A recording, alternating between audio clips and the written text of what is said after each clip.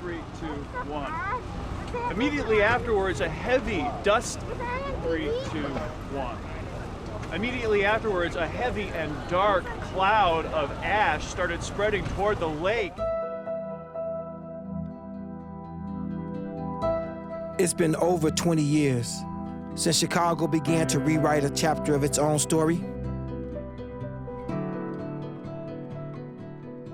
A story tucked away in the shadows of its famous skyline. Closing an era shrouded in an ambiguous past. One that, if not remembered, will soon be forgotten. This story's legacy, the violence and poverty that plague Chicago's hyper-segregated communities. But what is known about the systems that created them? The laws that isolated them, and the policies that abandoned them? And how does a city heal from decades of heartbreak and loss? At the crossroad of a nation, this is Chicago's story.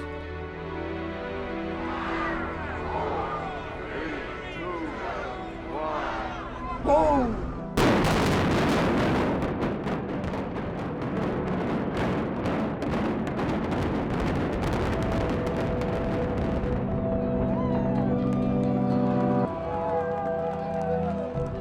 72 murders for the month. 3 days, 68 people were shot. What the hell is going on in Chicago? That's more people shot in one weekend than wounded in a typical month in battle-torn Iraq. 17305 South Polina, shots fired at the police, male black jacket. Putting Chicago on pace for 700. A man was shot live on Facebook last night. Deadly gun violence is surging in Chicago once again. After a horrific weekend in Chicago. More needs to be done.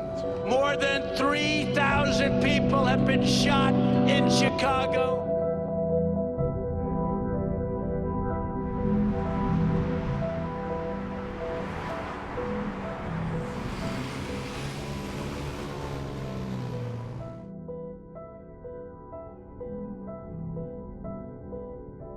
Homicide is related to the desperation of young men, and particularly black young men in the United States. And that's what we're seeing in Chicago. When people think of PTSD as being what happens to people who've been in combat, the choices are very limited. What I got to lose? My life? You break down a city, it's like a tale of two cities. If you are downtown Chicago, you almost feel untouchable. Then you go south. You go out to some of the neighborhoods, they just are starved for resources and investment.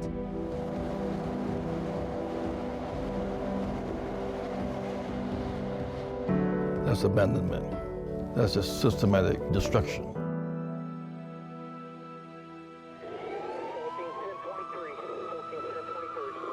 It's that pot that's boiling, the stuff can start spilling out, or we could turn the fire down. You hear people, they present the problem, and they say, yo, this is the problem, this is the problem, this is the problem. Okay, you're woke, you know the problem. What is the solution?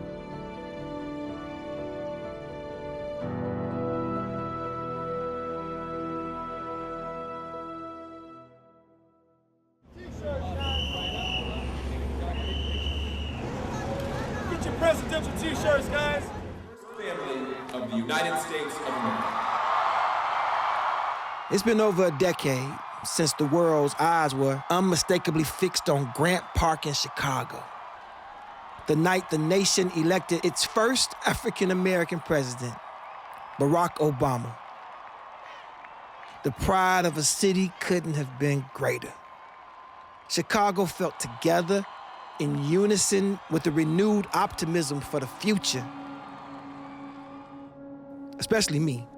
I grew up right around Argyle Gardens, one of Chicago's most desolate public housing projects. Home to toxic landfills and abandoned industrial plants, the Gardens, where Barack Obama began his career as a community organizer. When I was a kid, You couldn't have felt further from the luxury of the Chicago Loop growing up. I was one of the lucky ones who made it out, overcoming the odds to become a spoken word artist and a Grammy-winning producer. I grew up seeing the bloodshed of the gang wars in the 90s. And it was at this moment America is a place where all things are possible. Change has come to America. that I thought we had reached a new day for America, for Chicago. But the feeling didn't seem to last forever. By the end of President Obama's second term, the world's eyes were once again focused on Chicago. This time, for all the wrong reasons. Murder was running through Chicago faster than the Chicagoans running from it. Blood was flowing through our streets. What went so wrong in this city to make it the case study for murder and violence? Or is Chicago just a scapegoat for a violent nation and a testament for things to come? Truth be told, Chicago ranks just 9th in murders per capita and 24th for violent crimes. But in the court of public opinion, Chicago is an active war zone. Even as mass shootings multiply and urban violence escalates coast to coast. But for Chicagoans, we recognize the issue. We know it's up to us to fix it because no one else will.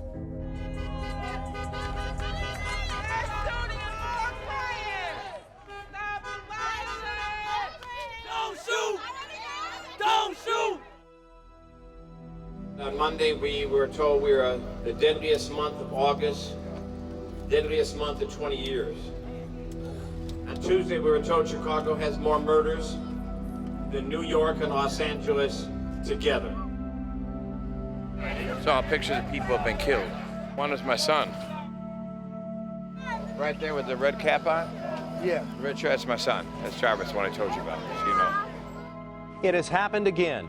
This latest victim, a 6-year-old girl. Tonight we're learning more about a 6-year-old girl who was shot while playing outside on this hot summer day. When I turn her head, it's just leaking blood. I just really want us to live in peace. Sometimes the only way people can cope is just to try not to cope, not even to deal with it. Ignore it like it's not happening because it becomes too much. And people are afraid. When a 6-year-old girl from my school says to me, Father Mike, will you pray for me? I said, what am I going to pray for? She said, that I'm alive at the end of the summer. That a child has to even think like that at 6, they deserve their future. They have a right to grow up.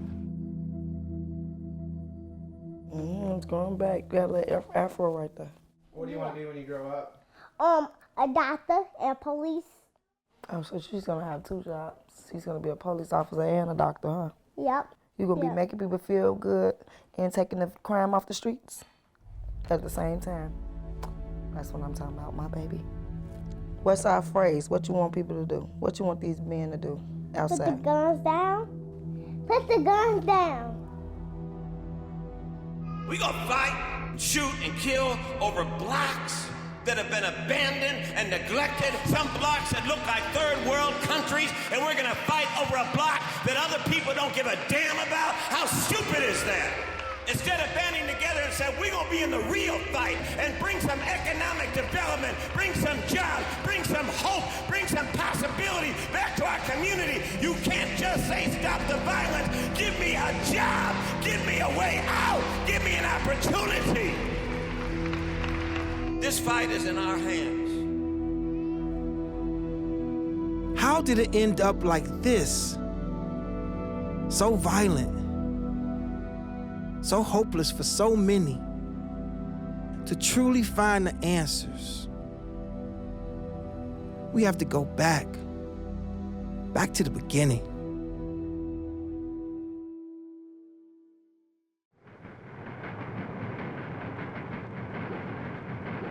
Most of the adults were born in rural areas of the South. They came to Chicago looking for a better way of life. They came to the south side of the city because they found that this was a place where Negroes were permitted to live. About all that they brought with them were their hopes and their dreams. They knew if they could make it to Chicago from Mississippi, from Alabama, from Arkansas, there was work here. Chicago was a gold mine if you lived in the South. Chicago was the place where people came so they could build their families and build their futures. And you began to work at the steel mill. People worked at the stockyard.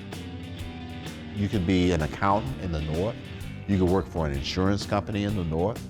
You could be a policeman in the North. There was harmony, cohesiveness, and happiness because people fled the South, were looking to the future. There was finally a light at the end of the tunnel for Southern blacks, and a chance to live the American dream of the North. But that light would prove to be nothing more than a mirage. Sometimes we talk about this era as if it was all wonderful.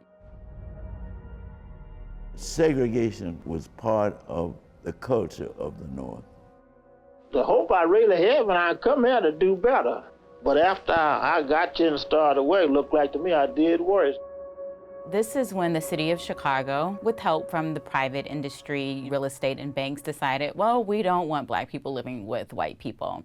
And that began a host of policies that I call the Jim Crow North. The agreement was called restrictive covenants. Black people come from the South, they definitely can't live with us. So where do we live? Pushed to the worst neighborhoods. We're pushed to slums that others have moved out from. Racism is structured into housing. That is, when people who are from a different background move in large numbers, you just restrict them to certain areas. We were assigned where to live. On the one hand was the joy of our living together, free of the burdens of the South. On the other hand, we were trapped and could not grow, could not get out. The concentration of people was 4 times that of adjacent white communities.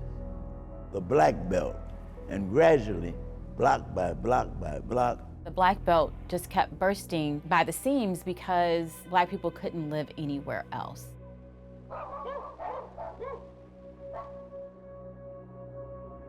Chicago was really notorious at this time for being a difficult place for African Americans to come and find good, fair housing at decent prices. I was there and I saw what can happen to human beings if they're excluded from the main source of opportunity.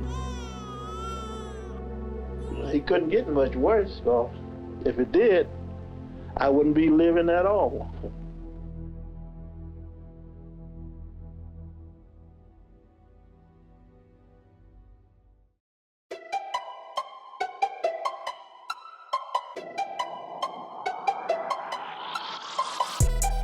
Chicago is one of the most segregated cities on earth.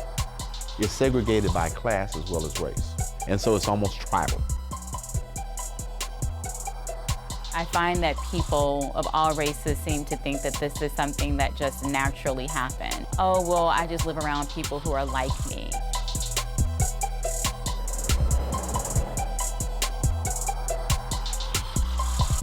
I grew up in an all-black community. The only time I ever saw anybody that wasn't black is when I went to go buy food. I had to buy that from the Arabs. If I was being detained by the police, a lot of times it might have been a white officer. But just random white people just in your hood, they was never there. You feel like, man, it has to be some sort of plan or something behind that to make it go down like that. And here we are living in it today. Most people on the North Side, the reason they don't know anything about the South Side is because they've never been to the South Side, ever.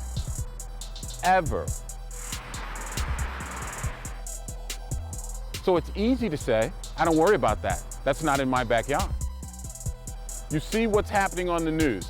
Boy shot, girl shot, kid shot on a playground. And you say to yourself, I have no idea what's going on.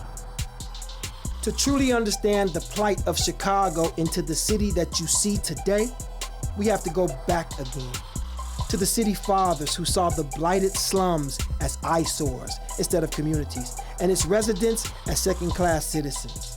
Fixing the problem while maintaining segregation would prove to be the point of no return.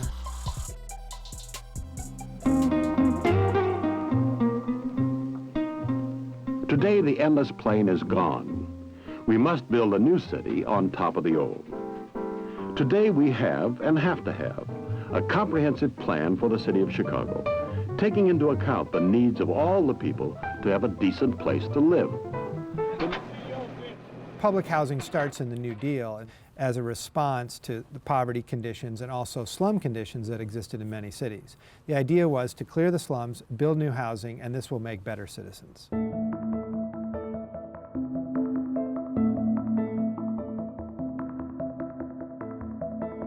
And this is the kind of government flow of money from Washington that Mayor Richard J. Daley was very interested in bringing to Chicago. This project represents the future of a great city. How are we going to do this? Well, it's cheaper to build up. We're going to build up. We build high-rises. Federal government said it's high-rises or you get nothing. Everybody took the high-rise across the country.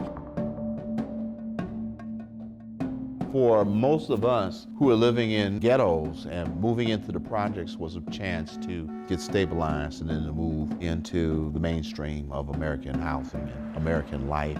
When folks first moved in public housing, it was the place to be. African Americans will tell you that, veterans will tell you that, and we talk about the 50s, 60s, and the 70s. I think the buildings are nice, but it's just like taking one big slum and sit it in another slum because nothing has been changed.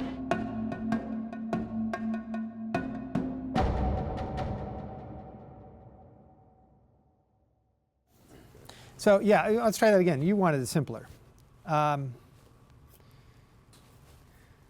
Public housing failed in Chicago for a few very basic reasons.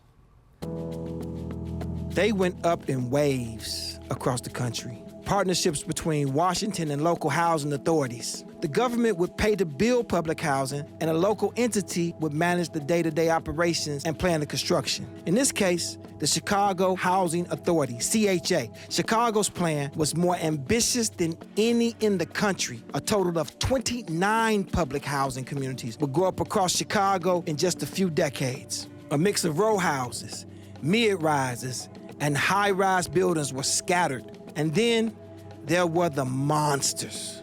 Cabrini Green on the city's north side, concentrating more than 15,000. Whoa! If Cabrini Green was the monster, well then Robert Taylor was the Goliath. 28 16-story buildings located directly on the raised South Side slums. One of a cluster of housing projects that spanned nearly 4 miles as far as the eye could see. So those were 5 different public housing developments in this one corridor, concentrated in the heart of the South Side of Chicago. That many buildings with that many poor people in one place. It decimated the South Side of Chicago. The city planners had come too far to turn back now. The decisions to maintain segregation in Chicago would come at a price, because there were massive holes in their master plan. But nobody said segregation would be easy, beginning with the basic function of paying for the exorbitant upkeep of the buildings themselves. The income to maintain the massive structures relied mostly on a scaled portion of tenant wages, and the bottom would soon fall out of urban industrialization, and the funds to operate public housing, much like the jobs that had lured millions from the South, would all disappear too.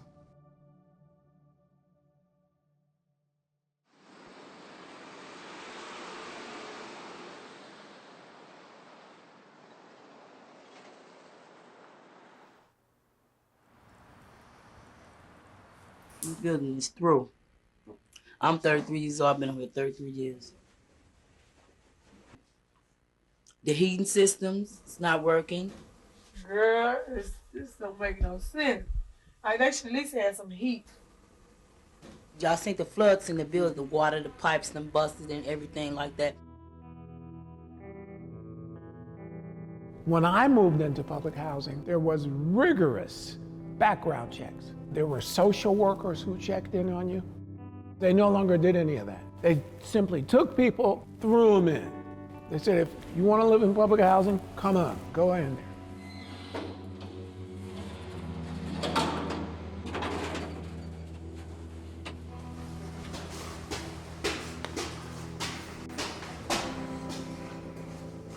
The quality of life was hell on earth. You might go to sleep and it might be roaches crawling from up under your pillow.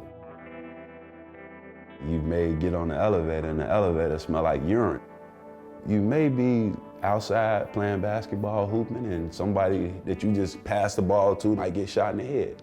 I lost a good friend of mine. He was out just shooting jumpers and they came through and shot him 19 times, automatic. The police always used to say they don't go into Cabrini until the shooting stops. You hear a lot of residents say they feared for their life because of the lack of protection.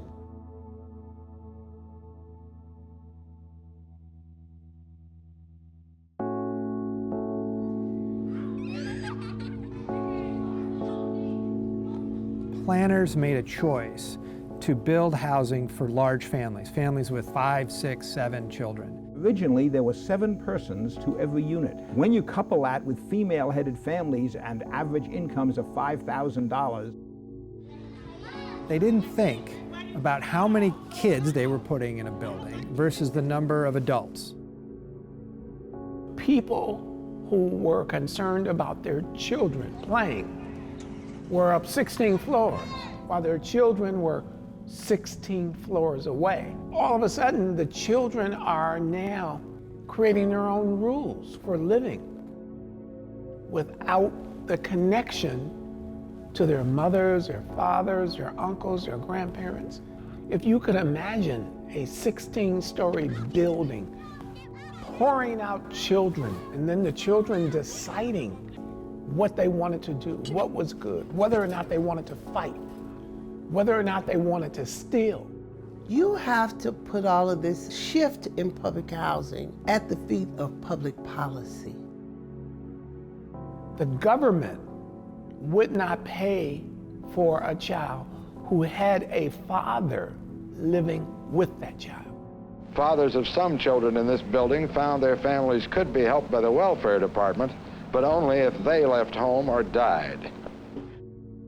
The father leaves, all of a sudden the rent drops. Hey, that's a pretty good deal. It became a financial incentive for the father to move out. My father could not live with us, and we had social workers come to our homes to find out if there were men's clothes or if we had a new television. Jane, this is Miss Stewart. Glad to know you, Mrs. Stewart. How are you? I'm here to help you find a place to move. What would happen then is that you've got a lot of children now without adult supervision from men. And the dropout rate in the schools began to increase dramatically. Many of the boys were put out of school and they were in the streets. And they terrorized the communities, this community and others. Across America, public housing is in ruins, called a national disgrace. Cabrini Green. To some folks, it has become a hell on earth. Life at Robert Taylor is dominated by welfare, women, and children. Either CHA is going to manage its real estate, or we should just declare openly that the gangs have control of our property and let them have it. It's like some bad movie. I mean, is there something that could be done? Right now, the only organized activity in public housing is the gang and the drug dealer. Everyone has agreed on one single point. The place has to be changed.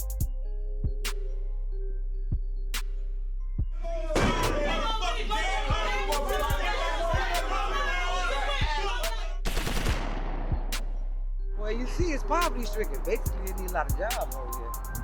Somehow you always make it full circle right back here. I would like to see some jobs come to us where we all can make money, get off aid, and just live like we want to live. Because, see, right now, we all struggling. I'm struggling for money, food, and everything else. 5 years from now? I'm gonna tell you, I don't really know. Hope to still be living. Reports from Chicago, where the U.S. government has just seized control of the local public housing authority. Today's takeover in Chicago makes the federal government landlord of America's poorest, most crime-infested public housing projects. In the end, these high-rise public housing developments were awful places to live. By any measure, high-rise public housing development should have been closed for housing code violations like any other slum building in the city. By the late 1990s, everybody realized this had been a mistake. In big cities across America, the consensus is public housing doesn't work. And in Chicago, it's coming down. Chicago will destroy more public housing than any city in the country.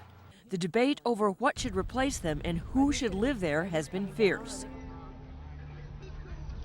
Maybe the thing that was most detrimental to this city was the federal government and the Chicago Housing Authority pouring folks out that they didn't prepare, that they had for generations.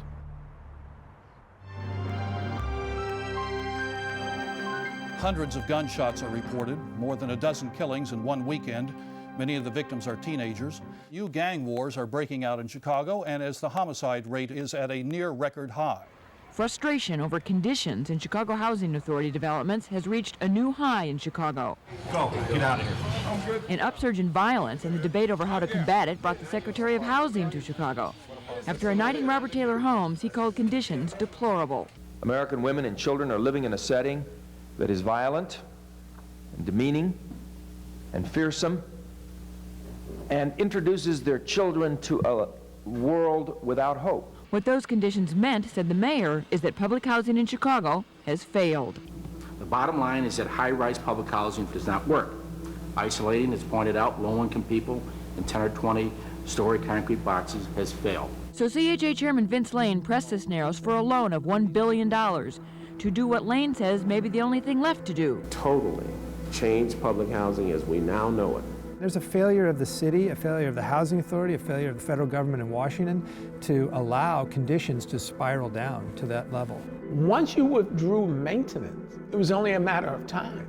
For years, community activists at Cabrini Green have been saying the city's ultimate plan was to move them out of these buildings and off this land because Cabrini is only minutes from downtown Chicago, making the land very valuable. Public housing was located on some of the most desirable land in the city, the most valuable land. Do CHA residents really want to move? And so the people who lived in public housing said, we just want to stay here. It's the American dream, a little house in the suburbs with a picket fence. The American dream for me is to be left alone. If you could live anywhere you wanted to, where would you live? I stay over here. I've been raised up over here all my life. I'm comfortable over here. We just prepared for the worst right now, Okay.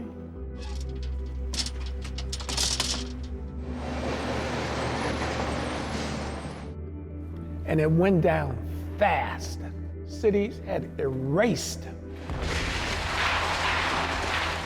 high-rise public housing from their city plan. The entire area will be transformed into a middle-class, white, yuppie-style community. That's what is happening. That land is worth $1 billion if it's cleared. There's a conspiracy theory that what's really going to happen is that everyone's going to be squeezed out. They will make way for the big buck developers. Is that going to happen?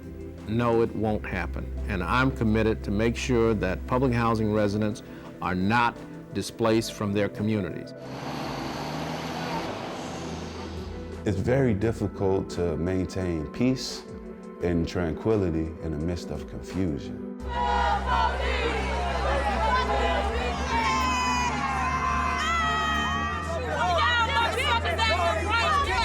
You one of them because you wear a badge. They don't love you and they never will.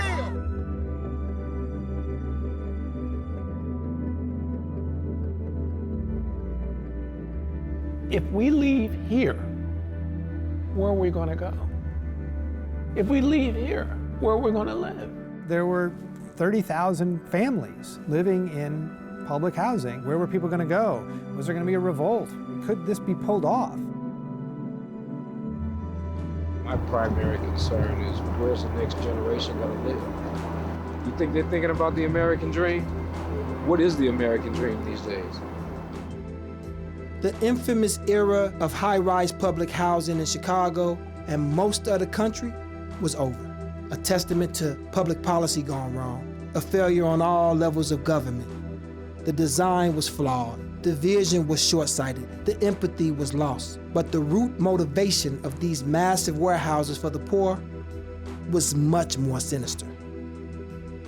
When there were too many black people, they said, what are we gonna do? Well, let's build these high-rises, but we can't put them in the white areas. Let's rip down houses in the black community and house people within those neighborhoods. And all of those projects, with the exception of Cabrini, were built in all black neighborhoods, and Cabrini then became an all black neighborhood. The reason that high-rise public housing was built in Chicago was an attempt by the city government to constrain the black population of the city in the smallest geographic area. That's not a recipe for success. That's a blueprint for disaster. It was too late. Those buildings were destined to go.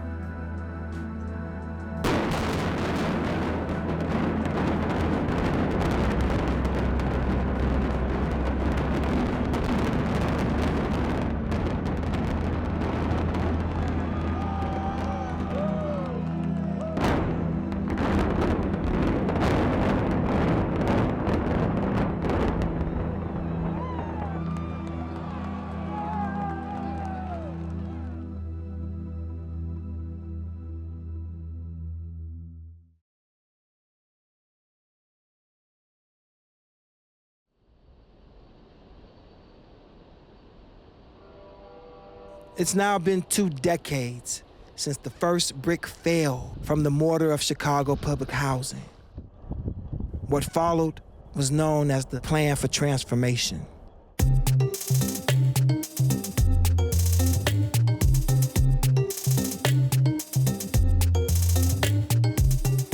Now we find ourselves in the 21st century. There's a whole lot of people in the United States who need stable housing that's affordable. Even the city of Chicago's estimates is that there's a lack of about 120,000 units of affordable housing. Now you have taken away the housing, but you don't have anything to replace it. Instead, you have condominiums that are costing $1,800 for 1 bedroom and $2,000 for 2 bedrooms. There are some neighborhoods in Chicago that are becoming unaffordable because rents are too high, but there are some neighborhoods in Chicago that are unaffordable because people don't make enough money. Communities that are poor, people that are poor, are getting pushed into a smaller and smaller box as gentrification takes up more and more space.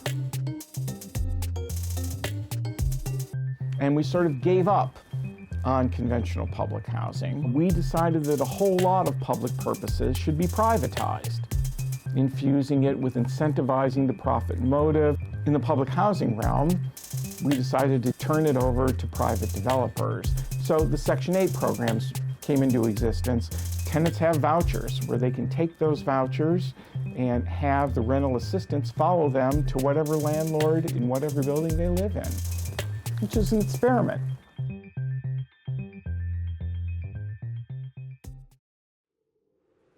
The buildings are all gone. Only a memory transfixed in the minds of the former tenants, as if you could still feel the rubble drifting in the wind. What was promised was new mixed-income communities, though only a fraction of former public housing residents were actually allowed to move back into the new communities. Most were never built, leaving vast expanses of land just vacant.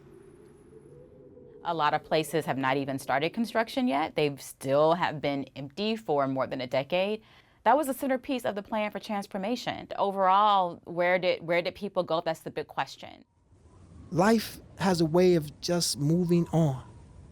But for some former residents, it feels like it was just yesterday. I think about snowball stands on the corner. I think about basketball tournaments. I think about fun days. And no matter where I went in the world for however long, I could come back home.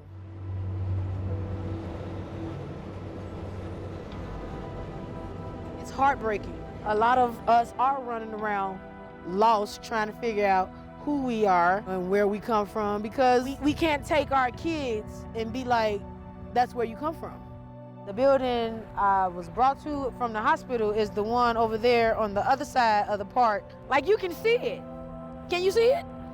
Playground, and still this little area right here. And then you come up on the tree. Okay, I guess it's like in my DNA to flock back. I'm not trying to downplay the violence. It was very violent. Some people came out shell-shocked.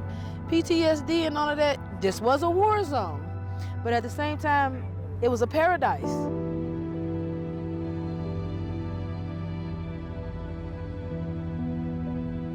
I ride past here often. I say to myself, man, I miss the Iggies. I know a lot of people that were just put out. We don't care, you need to go, bye. If someone can just come in and snatch your whole world and livelihood from you, then what are you, you know? I'm Lintessa Williams, former resident of the Harold Ickey Homes. Public housing had become so problematic in Chicago that many people just wanted it to go away. And in fact, that's what's happened. But what happened is that the buildings came down at a much faster pace than anything that was being rebuilt. What we have found is that most displaced public housing residents have lived on a Section 8 voucher. A Section 8 voucher says you, the tenant, can go find an apartment in a private housing market, and we, the federal government, will help pay your rent. And those vouchers have placed them in racially and economically segregated communities on the south and west sides. It meant you're going to a community that will accept your $800 a month voucher. That's what it meant. Now, no one said that. A lot of people don't get it unless it's broken down. But what you've done is you've recreated the concentration of poor people in particular buildings and sometimes whole blocks. There was a cleansing happening. It was called internal displacement from one impoverished neighborhood to another one. It was a plan for resegregation if you look at where people ended up. Almost all the residents were forced into 9 or 10 communities. The communities were under siege at that point.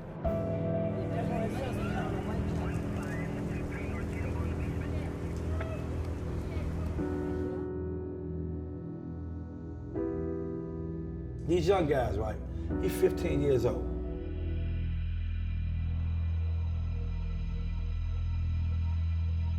His father in jail, his grandfather in jail. His mother on the street. He the oldest. He got a sister, 13 years old. He got a little brother, 8 years old. Now he a man. He just got out of 8th grade 2 years ago. So he got to take care of family. The choices are very limited. The drug trade is probably one of the largest employers on the West Side, and I did that calculation of number of people who've been arrested and prosecuted for dealing drugs out there and then comparing that with employment numbers. What I got to lose? My life? I mean, that's the best thing happened for me. I can get away from it. Is it any surprise that open-air drug markets are such a large employer? No. Much of it hasn't been rebuilt since the riots in 1968 when Martin Luther King was killed. They're just wastelands.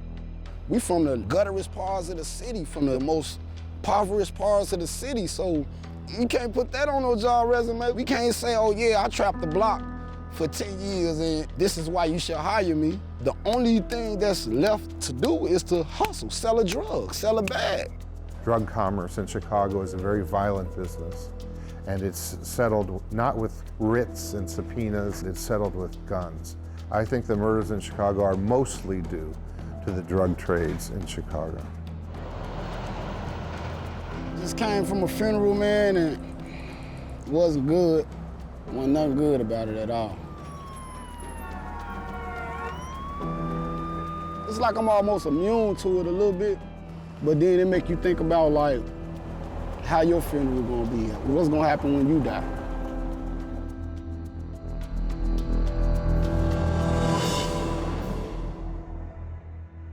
The realities on these blocks can be all too harsh for the young men and boys who congregate on the corners and stoops of two flats and old brownstones, left with few options in a seemingly hopeless existence.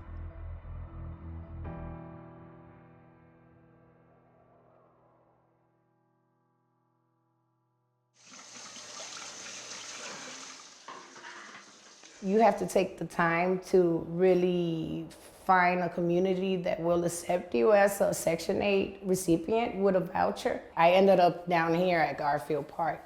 A lot of times you end up in a community like this. You're gonna see drug dealings every day. You're gonna hear shootings. It's not like you're living in Beverly Hills, you know. At the same time, what can we do? I have 2 boys, 2 girls. My oldest son, his name is Edwin Dorsey. Growing up is always tough in Chicago, you know. Everybody, all these murders happen, everybody down, you know. There's a lot of killings around here, so it's really a crazy neighborhood.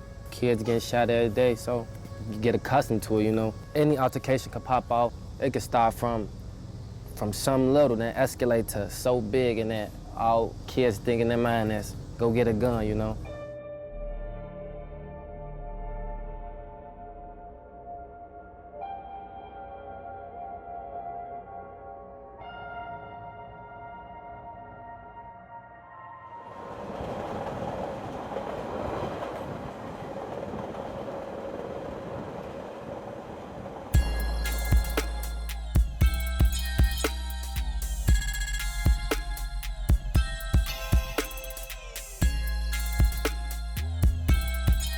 One of the things about these guys that I found very unique is that the brotherhood and the family environment that they have, that they try to create amongst themselves.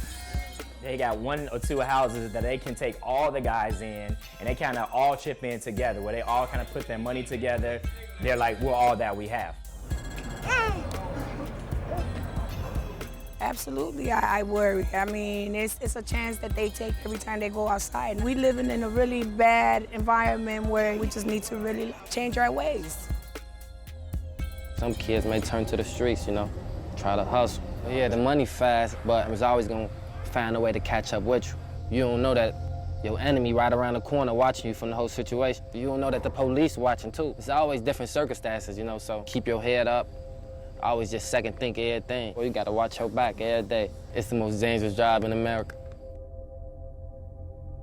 Does anybody ever sit down and ask them, like, what do you want to do? I'm pretty sure selling drugs is not gonna be the first thing out of their mouth. They're just getting money with that. That's not their passion.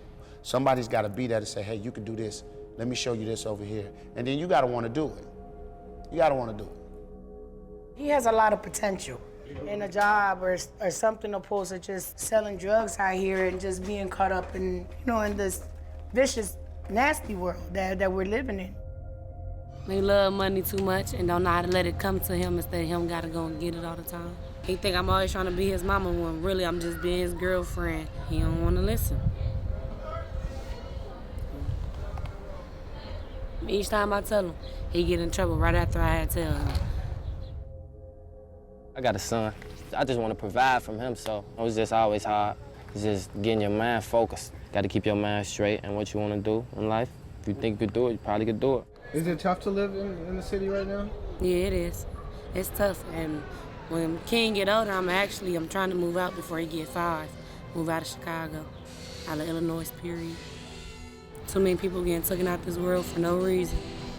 Nowhere to raise my son at.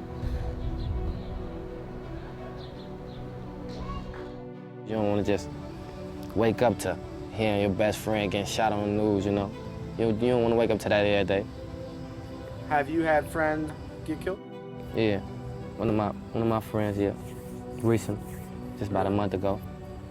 Yeah. Some people get away with some things, some people go to jail. For every action is reaction. So it's consequences to everything. So you never know. Never really know. Edwin is at a critical age, no longer in school, and left with few options to provide for his young family. The days can be long in these Chicago streets. Edwin has reached his crossroad. Which way will he go?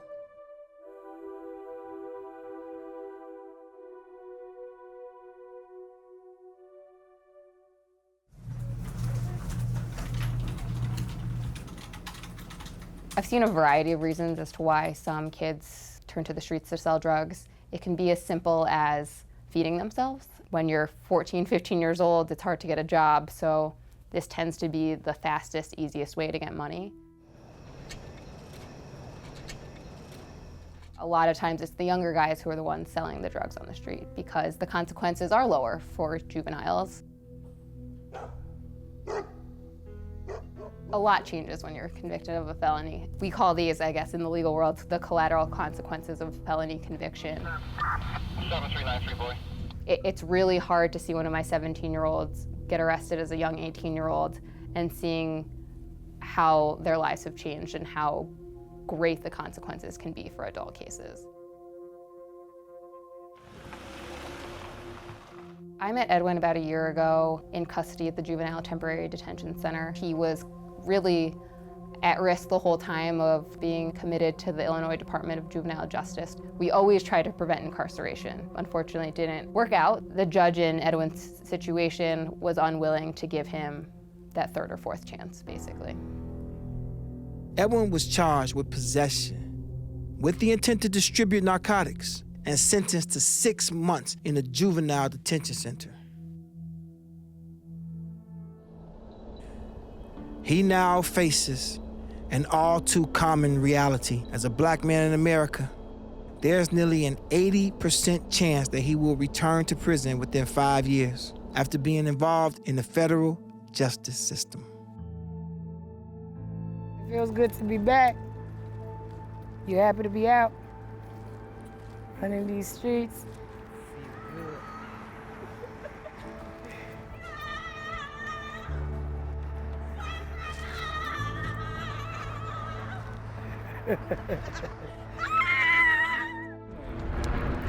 Feel great, you know. Waiting a little long time, but it's finally here.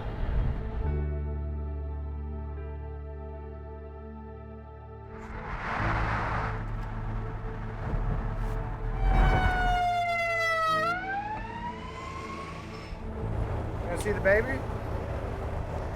Yeah, happy to see the sun, man. I ain't seen them in a minute. Hey!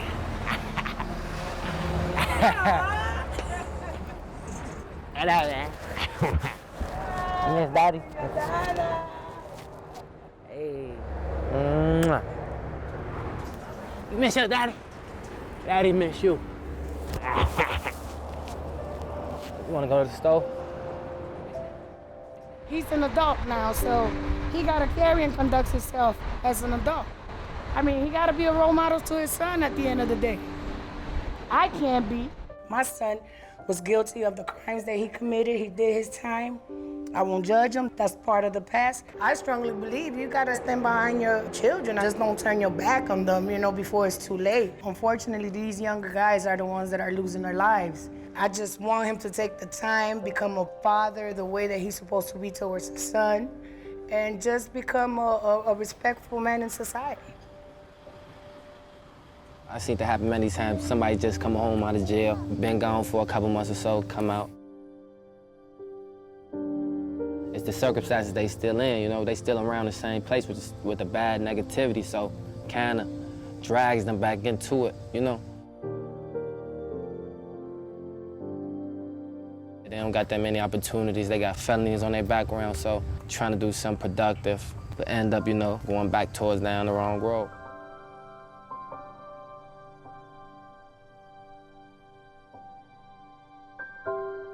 You ain't gonna achieve what you wanna achieve by tomorrow. There's always gonna be distractions. So you just gotta be focused on everything you wanna do. You got a dream, just chase it. Your life doesn't end there.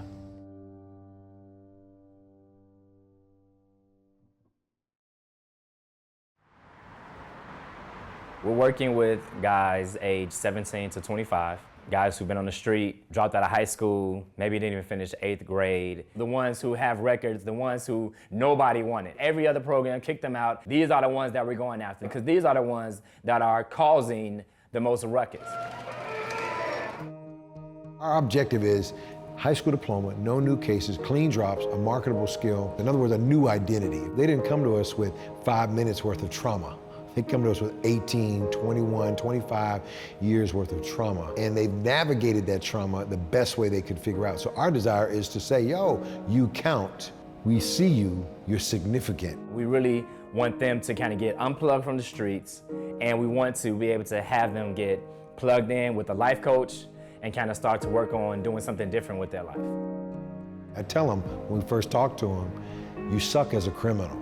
You suck as a criminal. Let me just let you know now. That's why you're on parole or probation. That's not perhaps maybe the design you're created to be. Maybe you're designed to start a business. Maybe you're supposed to run this firehouse. It's not about bringing a kid to a program and being with them for a couple of hours and then sending them back out, but really walking life with them, being in their life to help transform their life. The language of success, that is preparation meets opportunity, determination, and have a plan.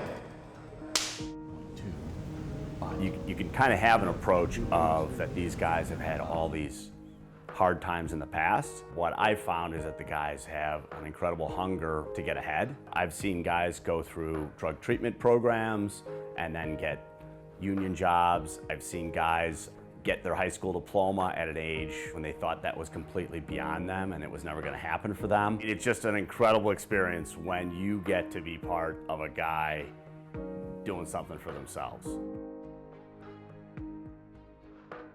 I was thinking like, damn, I can't be doing the same thing to put me in the same position that I'm in already. Some had to give, some had to change. I can't help to think about this quote right here, man. Go out and do something great with your day.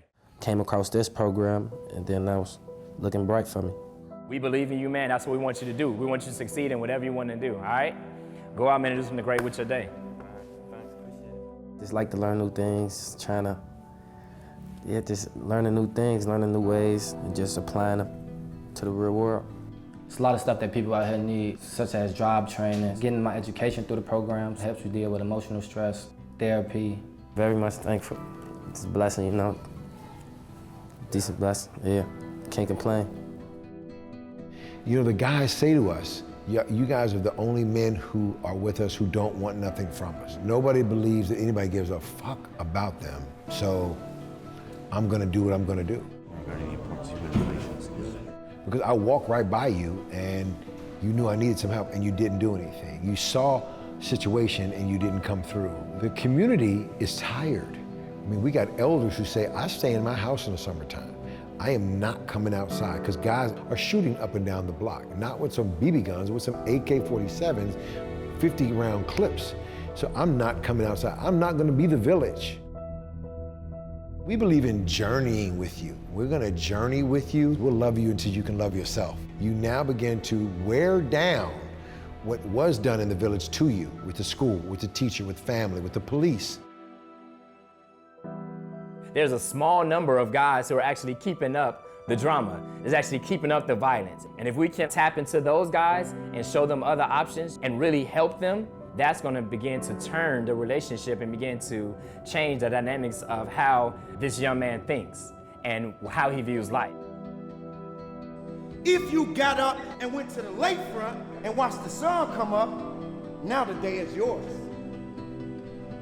That's rare. You're a different dude. I'm gonna stay focused because I know what I want to do. If you make a wrong decision, it's gonna be a consequence to that action. So I learned that younger. I'm 19, but I learned that at a young age. I learned that at 16, 17. Every action is a reaction, so it's up to you to do it the right thing.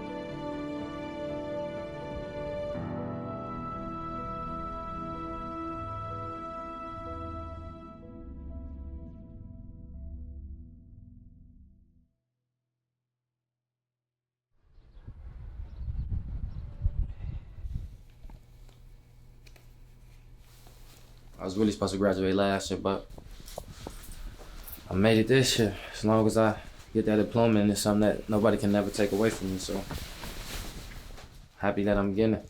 For the homies who died, I know they watching down on me, knowing I'm doing the right thing, and it's happy for me, but I mean, homies in jail, I know that they could, hopefully they get a chance, you know, get an opportunity like I got, and get their life on track. Everything works out for the best.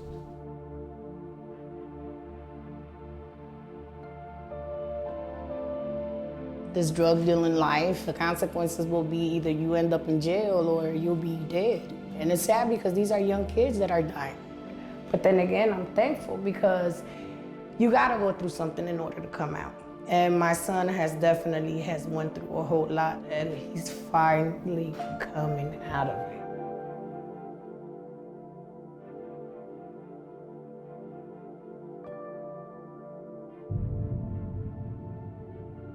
Graduation is going to be alphabetical order. So folks going to be in alphabetical order. So it's a whole group of everybody else from the other cohorts all together.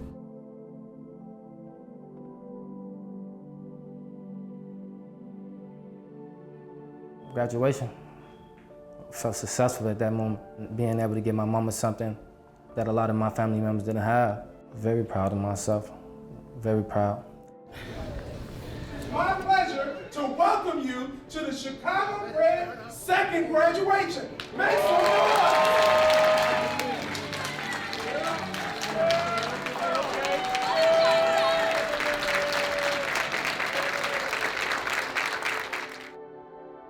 And so for all the challenges we face, for all the pain we sometimes feel, I am wildly optimistic about where our city is going to go. The only thing I'm going to ask is you reach back and bring 2 or 3 or 4 or 5 with you. If we do that, the numbers of this start to turn the city in a very different way in a short amount of time. So congratulations, I couldn't be more proud of you. One step a long journey. You guys make me proud every single day. You know, I come from poverty, but the road is brighter, so I know I got some potential to do a lot of good things now. I would just add that potential's always been there, just having a chance to sort of rise to the surface. And he's not a different person. He has a good heart. All of our guys have good hearts. They just maybe haven't had the chances, the opportunities to support, and honestly the love. And there's a lot of love in a room like this, and people who believe deeply in what he can accomplish, not just today, but for the next 10 years for the West Side, but also for the city. All right, so proud, so proud. Great job. How you feel? You straight? Yeah, good.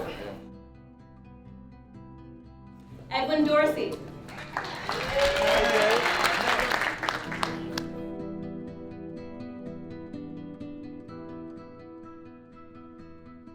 I've always told them the sky is the limit. You just gotta have the willingness, the effort, and the faith, and believe in yourself. Ain't nobody gonna do it for you. And hopefully this is just the beginning to a great future.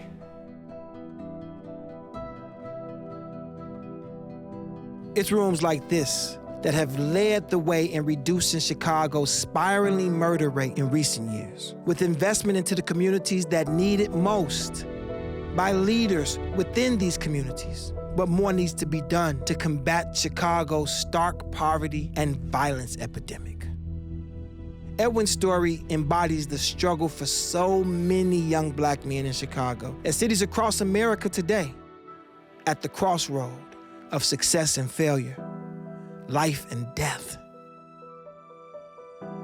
It's a city that rose from the ashes to become a global city, once called the city of the century, the city of broad shoulders. So why not here? Why not now? To mobilize a sustainable and equitable city for all, perhaps serving as a model for others to follow. But the biggest questions still remain. Where will people live? Where will they work? And what kind of city will future generations inherit? Because Chicago's story is the American story, written by those searching for a better way of life, and understanding how we got here may be the only path forward.